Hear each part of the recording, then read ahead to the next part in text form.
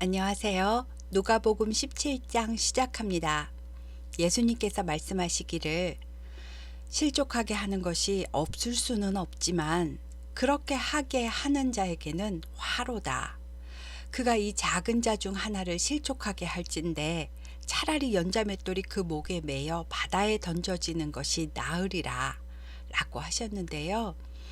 실족이라는 말은 발을 헛디뎠다라는 말인데, 이 경우는 내가 스스로 헛디는 게 아니라 내가 남에게 발을 헛디뎌 넘어지도록 한다는 말입니다.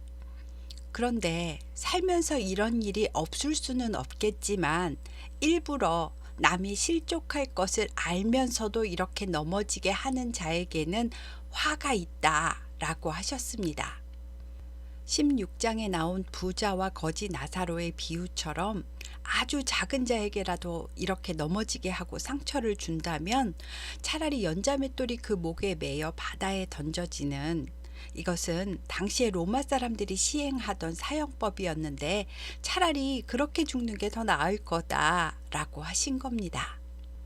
그리고 이어서 너희는 스스로 조심하라.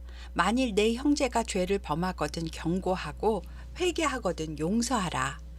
만일 하루에 7번이라도 내게 죄를 짓고 7번 다 내게 돌아와서 내가 회개하노라 하거든 너는 용서하라 라고 하셨습니다. 말에든 일에든 남에게 상처 주지 말고 내 형제가 너에게 죄를 지으면 그것은 죄가 되니 하지 말라고 경고해 주고, 만일 그가 회개하거든 용서를 해주랍니다. 하루에 7번이라 이런 일이 있다고 해도 7번 다 그냥 용서해 주라고 하시는데요. 실천하기가 너무 어려운 말씀이지요. 나도 실족당하지 않게 스스로 조심하고 남도 실족하게 하지 않도록 조심해야 되는데, 나에게 죄를 지은 미운 사람이라도 그가 실족하지 않게 하기 위하여 그가 용서를 구하면 그냥 용서해 주라고 하신 겁니다. 이 말을 들은 사도들도 힘들어서 주여 우리에게 믿음을 더하소서 라고 반응합니다. 예수님께서는 너희에게 겨자씨 한 알만한 믿음이 있었더라면 이 뽕나무더러 뿌리가 뽑혀 바다에 심기어라 하였을 것이요 그것이 너희에게 순종하였으리라. 너희 중 누구에게 밭을 갈거나 양을 치거나 하는 종이 있는데 종이 일을 마치고 밭에서 돌아오면 그더러 곧 와서 앉아서 식사부터 하라고 말할 자가 있느냐? 도리어 하루 종일 일하고 온 그 종에게 내 먹을 밥부터 차리게 하고 내가 다 먹을 때까지 수종 뜬 다음 내가 다 먹은 후에 그 정도로 먹고 마시라 하지 않겠느냐. 종에게 할 일을 지시한 다음 그 종이 명령한 대로 다 했다고 그 주인이 종에게 감사하겠느냐. 종은 그저 시키는 대로 할 뿐이다. 종이 명령받은 일을 다 한 후에는 우리는 무익한 종입니다. 우리는 그저 우리가 해야 할 일을 했을 뿐입니다. 라고 말해야 한다. 라고 하셨습니다. 하나님의 종의 역할은 그저 하나님이 시키는 일에 순종하면 그뿐이지 종이 스스로 대단한 일을 하는 것이 아니다. 또한 종은 그 일에 대하여 보상이나 대가를 바라서는 안 된다. 그냥 겸손하게 저는 맡겨주신 일을 감당했을 뿐입니다. 라고 말하면 된다. 라고 하셨습니다. 다음 11절부터 19절은 예수님께서 예루살렘으로 가실 때에 사마리아와 갈릴리 사이로 지나가시다가 어떤 한 마을에 들어가셨는데 나병 환자 10명을 만나서 고쳐주신 이야기입니다. 나병 환자 10명이 예수님을 보고, 나병 환자는 사람들에게 가까이 올 수 없으니까 멀리서 소리를 지르며 예수 선생님이여 우리를 불쌍히 여기소서 라고 부르짖습니다. 예수님은 이들에게 가서 제사장들에게 너희 몸을 보이라 하셨더니 그들이 순종하고 제사장에게 가다가 10명 다 깨끗함을 받았답니다. 나병이 다 나은 것을 알고는 그 중에 한 사람이 큰 소리로 하나님께 영광을 돌리며 예수님께 돌아와서 예수님의 발 아래에 엎드리고 선생님, 나병이 나았습니다. 감사합니다. 라고 인사를 했답니다. 그런데 이 나병 환자는 사마리아 사람이었다는데요.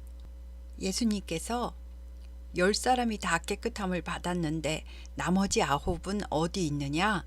이 이방인 외에는 하나님께 영광을 돌리러 온 자가 없느냐? 하십니다. 그리고 그 사마리아인에게는 일어나 가거라. 내 믿음이 너를 구원하였느니라 라고 하셨습니다. 10명 중에 9명은 병만 나았고요. 사마리아인 1명만 병도 낫고 구원도 받았다는 말입니다. 이처럼 감사를 표현하는 것은 하나님께 영광을 돌리는 방법이 된다는 것을 예수님의 말씀을 통해서 알 수 있습니다. 20절 21절에는 바리새인들이 하나님의 나라가 어느 때에 임하는 거냐고 예수님께 묻는데요.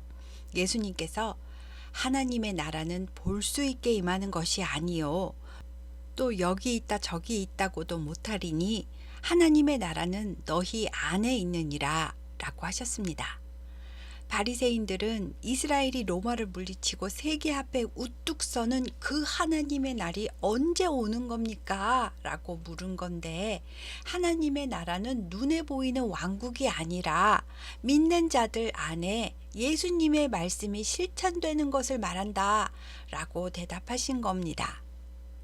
그리고 22절부터 이어서 제자들에게 너희가 앞으로 단 하루만이라도 나와 함께 있는 삶을 원한다고 해도 더는 나를 볼 수 없는 날이 올 것이다. 그때가 되면 사람들이 인자가 저기 있다 여기 있다 라고 말해도 제자들아 너희는 그곳에 가지도 말고 따르지도 말아라. 내가 오는 날은 마치 번개가 하늘 이편에서 번쩍하며 저편까지 비치듯이 갑자기 임하며 온 세상이 다 보게 될 것이다. 그러나 그 전에 먼저 인자가 많은 고난을 받을 것이고 이 세대에게 버림받아야 할지니라 라고 하셨습니다. 또 내가 다시 올 때에는 세상이 노아의 시대와 같을 것이다. 노아의 시대의 사람들은 노아가 방주에 들어가던 날까지도 먹고 마시고 장가들고 시집가더니 갑자기 홍수가 나서 그들을 다 멸망시켰느니라. 또 내가 올 때에는 세상이 롯의 시대와도 같으리니 사람들이 먹고 마시고 사고 팔고 심고 집을 짓더니 롯이 소돔에서 나가던 바로 그날 하늘로부터 불과 유황이 비오듯 하여 그들을 멸망시켰느니라. 이처럼 인자가 나타나는 날에도 이러하리라. 그날에 만일 사람이 지붕 위에 있고 그의 세간이 그 집 안에 있으면 그것을 가지러 내려가지도 말고 밭에 있는 자들도 그와 같이 집으로 가지 말 것이니라. 롯의 아내를 기억해 보아라. 무릇 자기 목숨을 보존하고자 하는 자는 잃을 것이요 잃는 자는 살리리라. 내가 너희에게 이르노니 그 밤에 둘이 한 자리에 누워 있음에 하나는 데려감을 얻고 하나는 버려둠을 당할 것이요 두 여자가 함께 맷돌을 갈고 있음에 하나는 데려감을 얻고 하나는 버려둠을 당할 것이니라 라고 하셨습니다. 롯의 아내는 롯과 함께 구원을 받았지만 세상 것의 미련을 가지고 뒤를 돌아보는 바람에 구원을 놓치고 소금 기둥이 되어버렸잖아요. 롯의 아내는 왜 바보처럼 어리석게 뒤를 돌아보았을까요? 롯의 아내는 구원이 허락된 사람이었지만 그녀는 평소 습관대로 마음 가는데 몸이 가는 것처럼 자기도 모르게 뒤를 돌아보았던 것 같습니다. 천사가 뒤를 돌아보지 말라고 경고도 해주었지만 설마 뒤 좀 돌아본다고 무슨 일이 생기겠어? 라는 마음이 들었거나 아예 처음부터 천사의 말을 귀담아 듣지 않았을 수도 있습니다. 이렇게 같은 공간에서 함께 자는 부부라도 하나는 데려가고 하나는 버려진다고 하셨잖아요. 그 두 사람의 차이가 무엇인가를 생각해 본다면 하나님의 말씀을 대하는 태도와 평소 삶의 습관이 뒤를 돌아보게 만드는 중요한 요인이 될 거라는 생각이 듭니다. 제자들이 이 말씀을 듣고 주여, 어디서 그런 일이 일어나겠습니까? 라고 묻습니다. 예수님이 재림의 때를 말씀하시는 것은 종말이 언제 일어날지 모르니까 깨어 있으라는 의미이실 텐데 제자들은 소돔 고모라 같은 그 멸망이 일어나는 장소가 어디냐라고 묻는 겁니다. 그래서 예수님은 죽음이 있는 곳에는 독수리가 모이느니라 라고 대답하셨답니다. 독수리가 막 모여들면 저기 시체가 있나 보다 하고 알듯이 어떤 징조가 보이면 예수님이 오시겠구나 하고 금방 알아차릴 수 있을 거라는 말씀입니다. 다음은 18장입니다. 1절에서 8절은 과부와 재판장의 비유인데요. 이 비유를 말씀하시는 목적은 항상 기도하되 낙심하지 말아야 한다라는 것을 알려주시기 위함이랍니다. 어떤 도시에 하나님을 두려워하지도 않고 사람을 무시하는 한 재판장이 있었는데 어떤 한 과부가 자주 찾아와서 내 원수에 대한 나의 원한을 풀어주소서 라고 애원했답니다. 처음에는 그냥 무시해버렸는데 이 과부가 계속해서 끈질기게 찾아오니까 재판장이 생각하기를 이 과부의 원을 안 들어주면 계속 나를 번거롭게 하고 괴롭히겠지. 그러니 그냥 들어줘야겠다. 내가 하나님은 두렵지 않으나 더는 이 여자를 보기 싫으니 그 원한을 풀어주리라 라고 했답니다. 예수님은 이 불의한 재판장도 이렇게 말하는데 하물며 하나님께서 그 밤낮 부르짖는 택하신 자들의 원한을 풀어주지 아니하시겠느냐? 그들에게 오래 참으시겠느냐? 속히 그 원한을 풀어주시리라. 그러나 인자가 올 때 세상에서 믿음을 보겠느냐? 라고 하셨습니다. 이 말씀은 하나님을 괴롭혀서라도 줄 때까지 때를 써서 기도 응답을 받으라는 말씀이 아닙니다. 불의한 재판장은 과부가 불쌍해서가 아니라 자기가 괴롭지 않으려고 응답해 주었지만 하나님은 그런 분이 아니다. 하나님은 우리의 기도에 속히 반응해 주시지만 하나님의 그 속히라는 시간은 때에 맞게 결정적인 순간에 하나님의 방법대로 응답해 주신다는 말이다. 그러나 인자가 올 때 이 세상에서 그럼에도 불구하고 낙심하지 않고 기도할 믿음 있는 자가 과연 얼마나 되겠느냐라고 말씀하신 겁니다. 자기가 원하는 대로 자기가 원하는 때에 응답되지 않으면 우리는 답답해하면서 하나님께 불평하고 칭얼댑니다. 예수님께서는 기도하는 자는 하나님이 불의한 재판장 같은 분일 거라고 오해하지 말라고 하셨고요. 기도 응답이 더뎌도 하나님이 알고 계시니까 낙심하지 말아야 한다라고 가르쳐주고 계십니다. 왜냐하면 낙심을 하면 기도의 동력을 잃어버리게 되고 더 이상 기도의 자리로 나아가지 않게 되기 때문입니다. 낙심은 삶의 건강한 에너지를 다 뺏어가고요. 최선을 다했는데 안 될 때는 더 크게 마음이 쿵 하고 떨어집니다. 그리고 낙심이 왔을 때 그 낙심을 빨리 털어버리지 못하면 사람이 서서히 무너지게 됩니다. 그래서 사탄이 사람을 무너뜨릴 때 가장 강력한 무기로 사용하는 것이 이 낙심이랍니다. 내 영혼아, 내가 어찌하여 낙심하며 어찌하여 내 속에서 불안해하는가? 너는 하나님께 소망을 두라.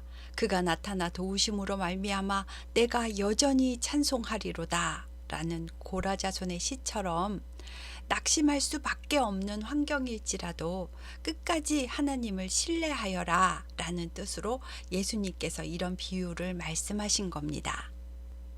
9절에서 14절은 자기를 의롭다고 믿고 다른 사람을 멸시하는 사람에게 주신 비유인데요.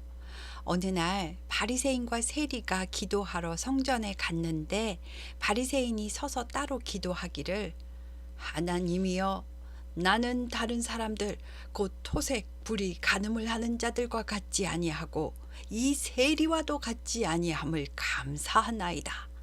나는 일에 2번씩 금식하고 또 소득의 11조를 드리나이다. 라고 기도했습니다.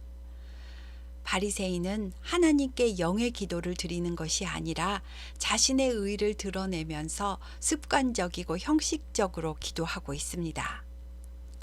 반면에 세리는 제단에 가까이 나가지도 못하고 멀리 서서 감히 눈을 들어 하늘을 쳐다보지도 못하고 자기 가슴을 치면서 하나님이여 불쌍히 여기소서 나는 죄인이로소이다 라고 기도했답니다. 예수님께서는 바리새인이 아니라 세리가 하나님께 의롭다 하심을 받았다 라고 하시면서 무릇 자기를 높이는 자는 낮아지고 자기를 낮추는 자는 높아지리라 라고 하셨습니다.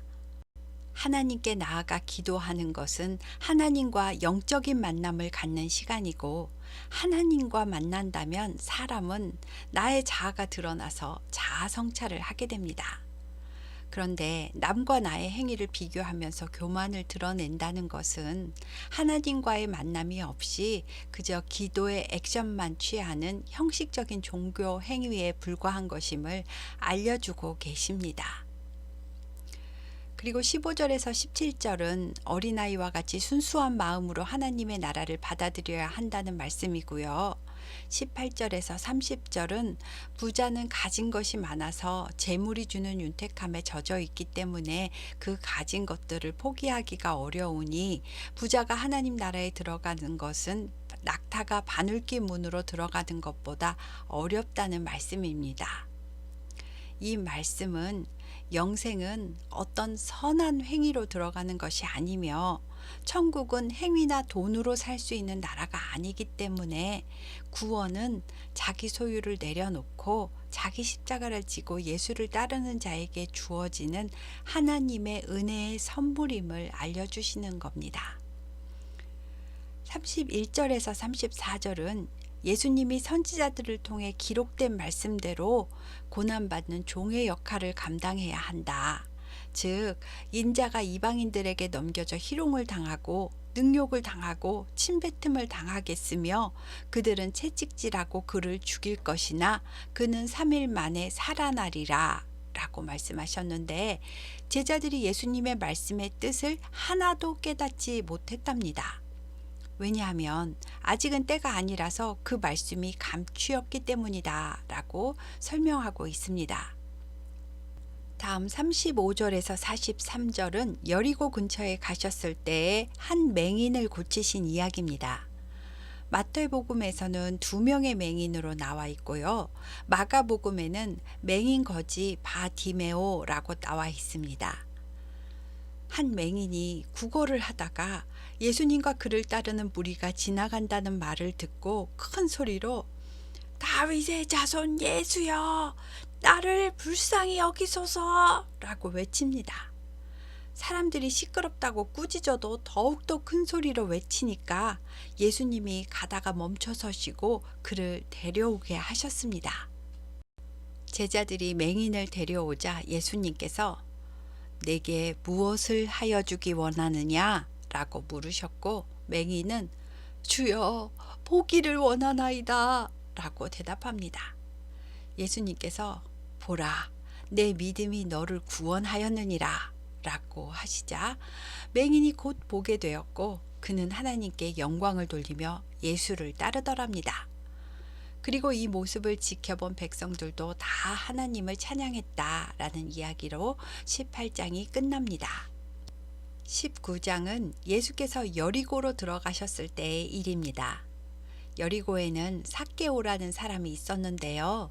이 삭개오는 세리들을 관리하는 세리장이었고 부자였습니다. 삭개오도 예수님에 대한 이야기를 들었는데 마침 여리고에 오셨다니 어떤 사람인지 궁금하여 예수님을 직접 보고 싶었습니다. 하지만 삭개오는 키가 작고 사람들은 너무 많아서 예수님의 모습이 보이지 않자 예수님 일행을 앞질러 달려가서 돌무화과 나무 위로 올라갔습니다. 돌무화과는 가지가 여러 갈래로 갈라지며 자라서 키가 작아도 딛고 올라갈 수가 있었습니다. 그런데 예수님이 돌무화과 나무 앞에 멈추시더니 고개를 들어 삭개오를 쳐다보십니다. 그리고 이름을 어떻게 하셨는지 삭개오야 내려오라. 내가 오늘 내 집에 유하여야 하겠다 라고 말씀하시는 겁니다. 삭개오는 급히 내려와 즐거워하며 예수님을 영접하여 자기 집으로 모셨고 이 모습을 본 어떤 사람들은 저 사람이 죄인의 집으로 들어갔다 라며 수군거렸습니다. 삭개오가 예수님께 주여 보시옵소서, 내 소유의 절반을 가난한 자들에게 주겠사오며 만일 누구의 것을 속여 빼앗은 일이 있으면 네 갑절이나 갚겠나이다 라고 말했답니다. 삭개오란 이름의 뜻은 순전한, 의로운이라는 뜻인데요. 삭개오가 이렇게 말했다는 것은 그만큼 구원에 대한 갈망이 있었고 죄에 대한 회개가 있었다는 뜻일 겁니다. 예수님께서는 오늘 구원이 이 집에 이르렀으니 이 사람도 아브라함의 자손이미로다. 인자가 온 것은 잃어버린 자를 구원하려 함이니라 라고 말씀해 주셨답니다. 사람들이 이 말씀을 듣고 있을 때 예수님께서 비유를 더하여 말씀하셨는데 그 이유는 사람들이 하나님의 나라가 당장에 나타날 줄로 생각하기 때문이랍니다. 어떤 귀인이 왕위를 받아가지고 오기 위해 먼 나라로 떠나게 되어서 자신의 종 10명을 불러 은화 10문화를 나눠주면서 자신이 돌아올 때까지 그 10문화를 가지고 장사하라고 명하고 떠났습니다.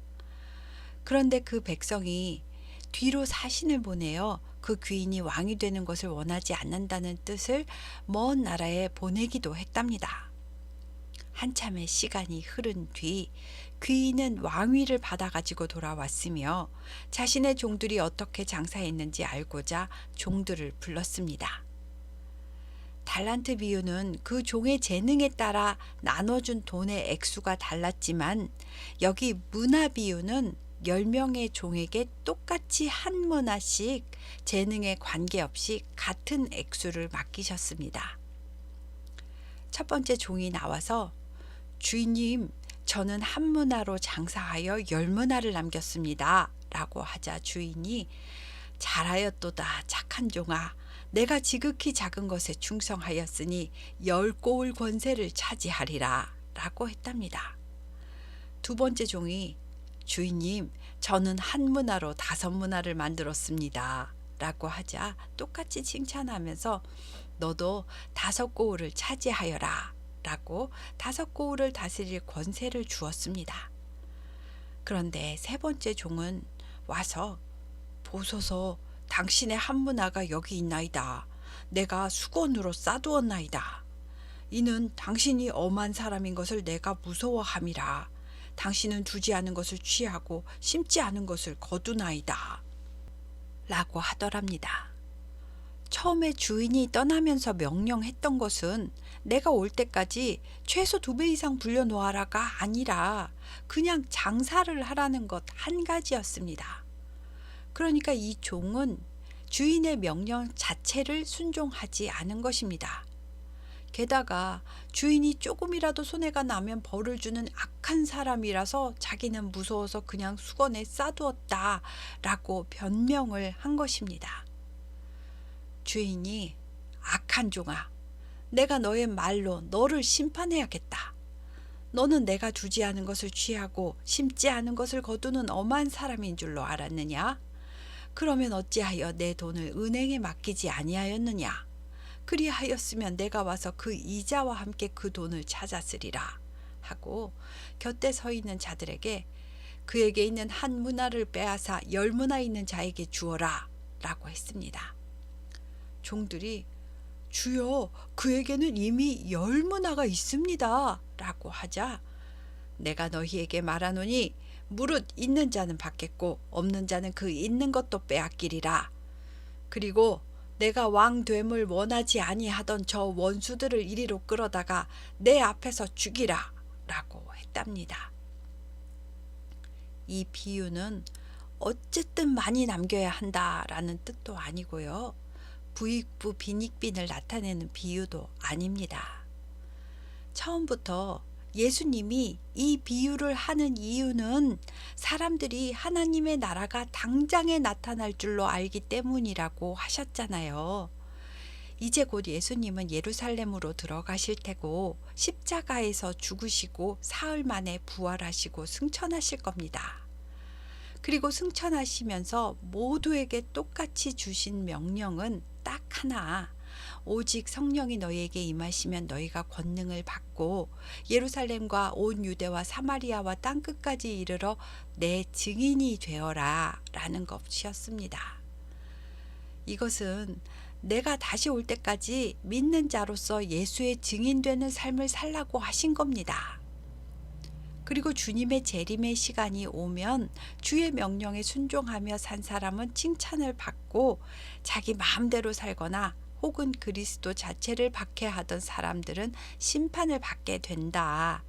너희가 생각하는 하나님의 나라는 지금 당장에 짠 하고 펼쳐지는 그런 것이 아니다 라는 것을 설명하신 겁니다. 이 말씀을 하시고 예수님은 예루살렘을 향하여 앞서서 가셨고요. 감난산 기슭에 있는 벳바게와 베단이라는 마을에 도착했을 때에 예수님이 제자 2명을 보내어 새끼 나귀를 데려오도록 하십니다. 왜냐하면 스가랴 9장 9절에 시온의 딸에게 이르기를 내 왕이 내게 임하나니 그는 겸손하여 나귀 곧 멍에 매는 짐승의 새끼를 탔도다 라는 말씀을 이루시기 위해서 아직 아무도 타지 않은 나귀 새끼를 데려오도록 하신 겁니다. 제자 둘이 예수님의 말씀대로 마을에 들어가 보니 새끼 나귀가 메어져 있었고 새끼는 어미를 떨어지려 하지 않기 때문에 제자들이 어미 나귀를 앞에서 끌고 가면 새끼 나귀가 뒤에서 어미를 따라오게 되는데 이렇게 예수님께 나귀를 끌고 왔고 제자들은 새끼 나귀 위에 겉옷을 안장 대신 걸쳐놓고 예수님을 태웠습니다. 그리고 예수님과 그 일행과 무리들은 예루살렘을 향하여 나아가는데요.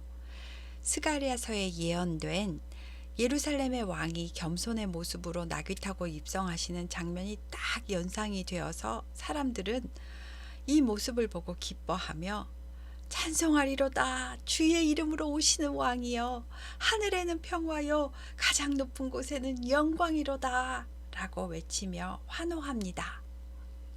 이 모습을 본 바리새인들은 못마땅해 하면서 예수님께 선생이여 당신의 제자들을 책망하소서 라고 했답니다. 바리새인들은 예수님을 그저 선지자 중에 한 명 정도로만 생각하고 있습니다. 예수님께서는 내가 너희에게 말하노니 만일 이 사람들이 침묵하면 돌들이 소리를 지르리라 라고 하셨답니다. 예수를 메시아로 환호하는 찬양은 정당하고 합당하다는 말씀입니다. 그런데요, 예수님께서 예루살렘 성에 가까이 오시자 성을 보시고 우십니다. 그리고 성을 향하여 말씀하십니다. 너도 오늘날 너에게 평화를 가져다 주는 것이 무엇인지 알았더라면 좋을 뻔하였으나 지금 그것이 너에게는 숨겨져 있구나. 예루살렘아, 앞으로 내 원수들이 흙으로 둑을 쌓아 너를 둘러 사면으로 가두고 너와 내 자녀들을 완전히 멸망시키고 돌 하나도 돌 위에 남겨지지 않도록 멸망시키는 날이 올 것이다. 이것은 내가 하나님의 보살핌 속에서 살던 때에 받던 경고를 무시했기 때문이다 라고 하셨습니다. 예수님의 이 눈물은 예루살렘 성과 그의 백성에 대한 사랑이며 앞으로 벌어질 고난과 멸망에 대해 애통하는 마음이라는 것을 느낄 수가 있습니다. 그리고 예루살렘 성 안에 들어가셔서는 곧바로 성전으로 가셔서 장사하는 사람들을 내쫓으셨고요. 기록된 바 내 집은 기도하는 집이 되리라 하였거늘 너희는 강도의 소굴을 만들었도다 라고 하셨습니다. 강도의 소굴이라고 표현하신 것은 온갖 나쁜 짓을 다하고서는 성전에 와서 그저 매매하는 자들에게 재물을 사서 태워드리고 휴 이제 안전하다 내 죄는 없어졌다 라고 안심하는 것을 말합니다. 또는 장사하는 사람들과 결탁하여 성도들에게 헌금을 갈취하는 제사장과 바리새인들의 소굴이라는 의미로도 해석해 볼 수 있는데요. 아무튼 성전에서 매매하는 행위가 강도짓에 비유할 만한 행위가 되었음을 나타냅니다. 그 후 예수님은 날마다 성전에서 가르침의 사역을 하셨고요. 이를 눈의 가시처럼 여기던 대제사장들과 서기관들과 백성의 지도자들은 예수님을 죽이려고 모의를 했답니다. 하지만 예수를 따르는 백성들이 다 예수님의 말씀에 귀를 기울여 들었기 때문에 섣불리 나설 수가 없었다라고 하며 19장이 끝납니다. 이제 예수님은 예루살렘에 들어오셨고 그의 마지막 사역인 고난의 사역이 시작됩니다. 오늘은 17장에서 19장까지 했습니다. 감사합니다.